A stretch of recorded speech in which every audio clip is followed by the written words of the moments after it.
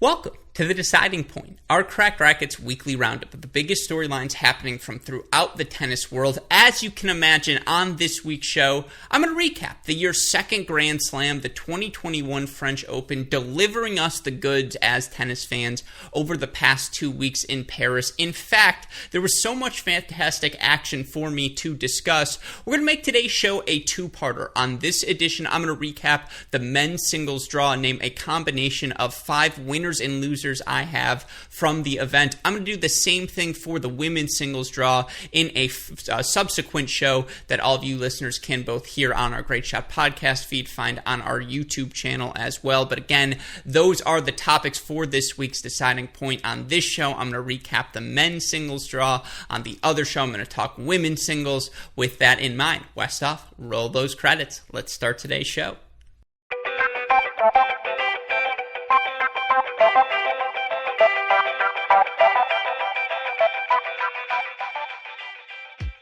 One final loser from the 2021 French Open that, to be honest, if you spend enough time in the tennis Twitter circles that I do, you might be happy to put to rest, is the GOAT debate that I think we can put to the side at least until the end of this 2021 season, as it's pretty clear Novak Djokovic is now in the pole position to be in command of that debate. Now, of course, Roger Federer has still played in more Grand Slam finals at 31. He's won more titles at 20, but I think we all would agree Novak Djokovic is the prohibitive favorite to, at a minimum, tie their record this season, if not surpass them by the end of 2021. And you look, if he's able to get that record, 21 Grand Slam titles, which is in play, that would mean he won a Golden Slam this season. That's something neither Federer nor Nadal has been able to do. There's an Olympics on the board this year. He wins that. He gets the gold medal, completes the career Golden Slam, whatever it's called, that only Nadal and Agassi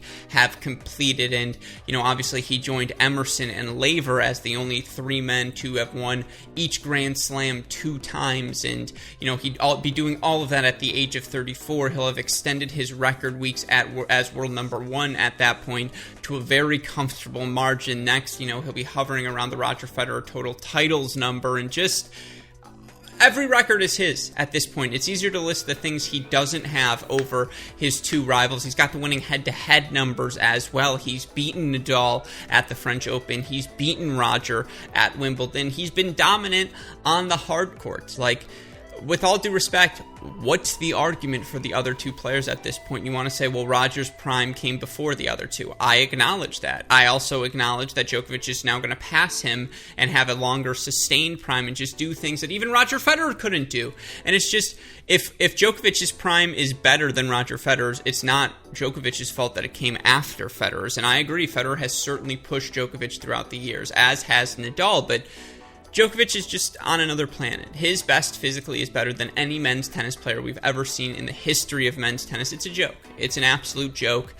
And I just think for now we put the debate aside. We enjoy the ending stages of Roger Federer. If he's able to sneak out another slam or sneak out an Olympic medal at this age, then the conversation reopens. If Nadal bounces back, wins a Wimbledon, or Nadal bounces back, beats a Djokovic at the US Open or Australian Open next year, then we reopen the conversation. But until then, Djokovic has reasserted himself in the pole position, and I think this conversation is good to go for a little bit. Now, do I acknowledge Rafa and Federer have been incredible? They're on another plane than anyone else. Absolutely. I'm not trying to diminish what they have accomplished. I am simply saying Djokovic he's in a world of his own, mentally, physically, spiritually, all the different things. He just lives in another plane of existence, and that manifests itself on the tennis court with the way he hits balls out of the outer thirds, the way he goes to Roland Garros, knocks off Rafa in an incredible 4-set performance, and earns himself his 19th Grand Slam title, 2nd French Open title. Now again,